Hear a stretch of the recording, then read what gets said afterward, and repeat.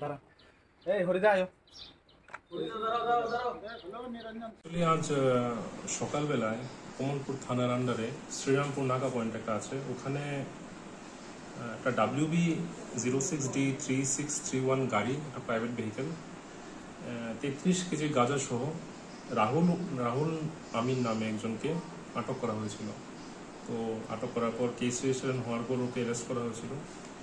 তারপর course of investigation একটা নাম উঠে আসে, যার নাম গিয়াসউদ্দিন, বাবার নাম শুরু মিয়া, সাউথ গনিয়ামারা, আমাদের পিএস আন্ডারে পরে ওর বাড়ি। তো ডিরেক্ট লিঙ্ক পাওয়া গেছে। তো অ্যাকর্ডিংলি কমলপুর থানার পিএস আমাদেরকে আর্জি পাঠায়। তো একটু আগে আমরা ওই বাড়িতে রেড কন্ডাক্ট করি এবং ওকে আটক করতে সক্ষম হই। এখন পিএসে আছে।